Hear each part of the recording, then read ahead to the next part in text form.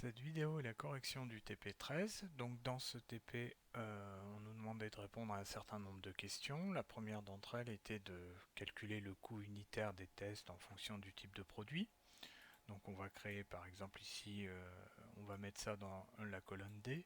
On va créer le titre de cette colonne en marquant coût unitaire par exemple, et on va utiliser une fonction si. Alors évidemment, comme on a 4 choix possibles, on va imbriquer 3 fonctions si, et on va dire que si B8 est égal à A2, alors on affichera le résultat de B2. Sinon, si B8 est égal à A3, on affichera le résultat de B3. Sinon, si B8 est égal à A4, on affichera le résultat de B4.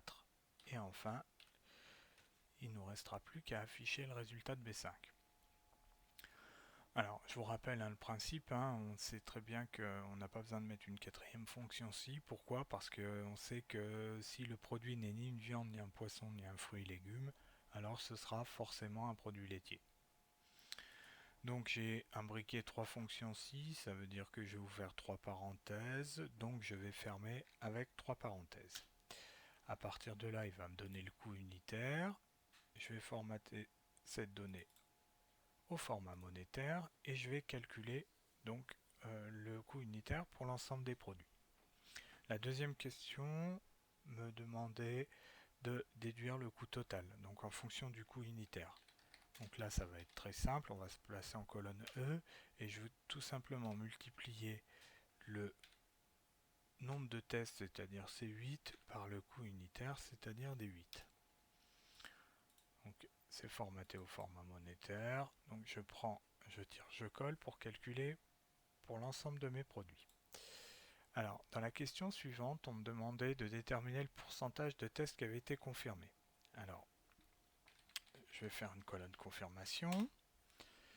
Et pour calculer les tests qui ont été confirmés, je vais tout simplement diviser le nombre de tests qui ont été confirmés par le nombre de tests total. Donc là, le tour est joué. Et je calcule pour l'ensemble de mes produits. Dans la quatrième question, on me demandait de déterminer si la procédure était à revoir ou pas. Donc dans ce cas, pour voir si la procédure était à revoir, on avait deux critères à prendre en compte en même temps. D'une part, le fait que le nombre de tests soit supérieur à 250 et le fait également que la confirmation des tests soit inférieure à 90. C'est-à-dire que ma procédure sera à revoir à partir du moment où la confirmation sera faible et que le nombre de tests élevé. Donc pour prendre en compte ces deux critères en même temps, eh bien, je vais tout simplement imbriquer une fonction et dans une fonction si. Donc je vais dire que si et, c'est-à-dire si à la fois le nombre de tests, c'est-à-dire C8, est supérieur à 250 et que ma confirmation, c'est-à-dire H8, est inférieure à 90% ou 0,9, ça revient au même, alors ma procédure sera à revoir, sinon j'aurai rien. Donc à partir de là, je prends, je tire, je colle et je vois toutes les procédures qui sont à revoir. Je vais l'appeler test procédure, ma colonne, comme ça ce sera plus parlant. Donc voilà. Alors pour la cinquième question, on me demandait d'appliquer automatiquement une trame de fond rouge, donc je vais utiliser le formatage conditionnel. Je vais sélectionner toutes les cellules que je veux mettre en forme automatiquement. Et donc je vais utiliser le formatage conditionnel en créant une nouvelle règle. Et cette règle va me permettre d'aller repérer les éléments au niveau de la cellule I8, puisque j'ai commencé ma sélection à A8. Donc repérer les éléments au niveau de la cellule I8 et appliquer chaque fois une trame de fond rouge s'il y a écrit à revoir dans la cellule correspondant de la colonne I. Donc la formule que je vais poser ou que je vais donner, ça va être égal I8 égale à revoir. Et dans ce cas, je vais prendre une trame de fond rouge.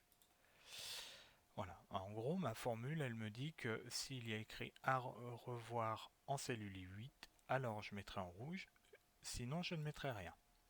En cliquant sur OK, on voit que toutes les procédures, tous les produits dont la procédure est à revoir sont apparus en rouge. Alors ensuite, on souhaite connaître le nombre de tests effectués par catégorie de produits. Alors, on va pouvoir se placer ici dans la colonne C. Donc, je vais mettre en C1 comme titre de colonne nombre de tests.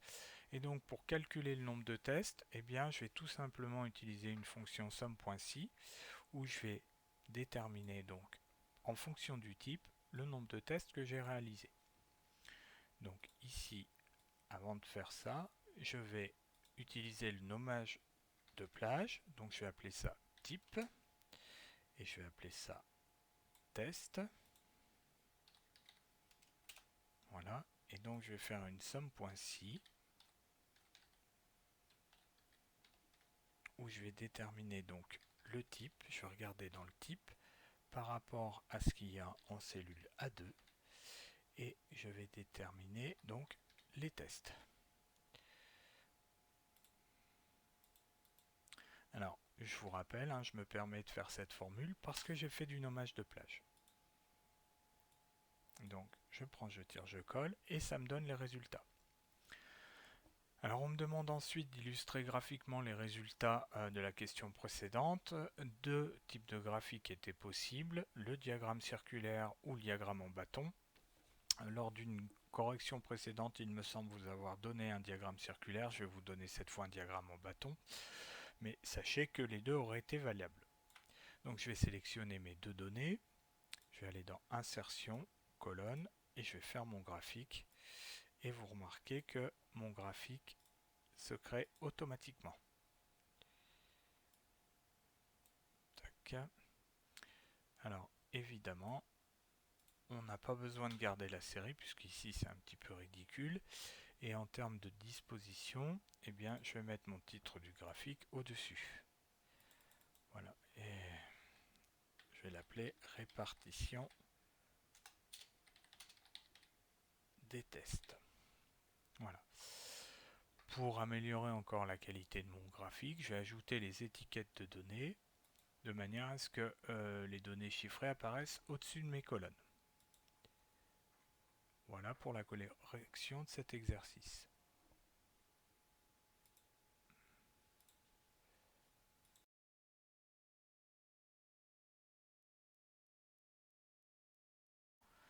Alors le deuxième exercice du TP13 correspondait aux salariés d'une coopérative qui avait participé à une foire agricole et la coopérative souhaitait faire un petit bilan. Alors la première question qui vous était posée concernait le nombre de salariés qui ont travaillé le dimanche. Alors on ne pouvait pas le mettre vraiment, enfin à proprement parler dans le tableau, donc c'est pour ça que je vous avais préparé donc des petites cases sur lesquelles vous alliez pouvoir mettre le résultat. Donc on va appeler cette colonne travail dimanche par exemple. Voilà, et ici je vais élaborer ma formule. Alors évidemment on va compter ici le nombre de fois où on a une valeur supérieure à 0, c'est-à-dire que je vais utiliser une fonction nb.si et donc je vais dire que cette fonction nb.si par rapport à la plage qui va de h6 à h14, eh bien je vais compter le nombre de fois où les valeurs de mes cellules sont supérieures à 0. Alors vous êtes obligé de le mettre entre guillemets ici parce que il faut que la fonction nb.si prenne en compte ce critère-là. Sinon elle ne sera pas capable de trouver le résultat. Et donc on remarque effectivement qu'il y a 4 salariés qui ont travaillé le dimanche. Dans la deuxième question, on vous demandait de calculer le nombre d'heures fait, donc c'est facile, on va se mettre en colonne I, total des heures, et on va tout simplement faire une somme de la cellule P6 jusqu'à la cellule H6. Voilà. Après, je vais pouvoir copier-coller la formule, ça ne me posera pas de problème. On me demandait ensuite de calculer le montant du salaire brut. Donc pour calculer le montant du salaire brut, il suffit tout simplement de multiplier le nombre d'heures par le taux horaire. Alors évidemment le taux horaire, comme je vais en avoir besoin dans toutes mes formules, je vais le ficher. Donc voilà. Et ensuite on me demandait de calculer les charges, donc je vais les mettre à côté. Donc je vais mettre les charges ici, sachant que les charges, elles se calculent en multipliant le brut par le taux de charge. Et évidemment, mon taux de charge, ça va être comme mon taux horaire. Je vais m'en servir dans toutes mes formules, donc je le fige avec des dollars. Une fois que j'aurai fait ça, ça va me permettre de déterminer le salaire net. Donc le salaire net est tout simplement la différence entre le brut et les charges. Donc rien de plus simple comme formule. Je mets les résultats ici. Le tour est joué. Et donc on me disait ensuite que si un salarié a travaillé le dimanche, il a droit à une prime de 50 euros. Donc je vais mettre ici prime du dimanche.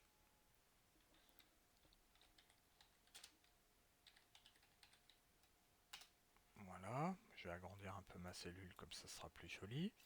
Et donc j'ai tout simplement utilisé une fonction si en disant que si H6 est supérieur à 0, alors j'aurai 50 euros de prime, sinon j'aurai 0. Tout simplement, je vais formater ces données au format monétaire. Voilà.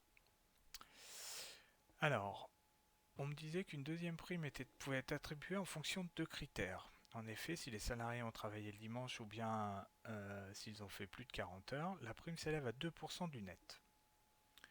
Donc, ici, pour toucher cette prime, il fallait ou bien avoir travaillé le dimanche, ou bien avoir fait plus de 40 heures. Et on avait ici 2% du net. Donc on va utiliser ici une fonction OU imbriquée dans une fonction SI. Pourquoi? Tout simplement parce qu'on a deux critères à prendre en compte en même temps.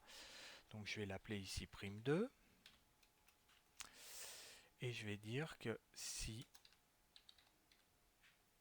OU, alors ici j'aurai plein de cas différents à prendre, donc si OU H6 supérieur à 0, ou alors I6 supérieur à 40, alors j'aurai 2% du net, c'est-à-dire j'aurai 0,02 fois le net, sinon j'aurai 0.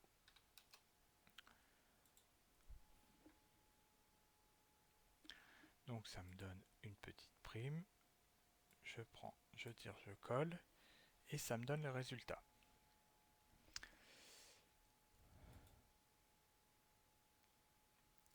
Ensuite, pour calculer le total, eh bien, il me suffira tout simplement que j'additionne, donc que je fasse une somme sur les trois derniers éléments.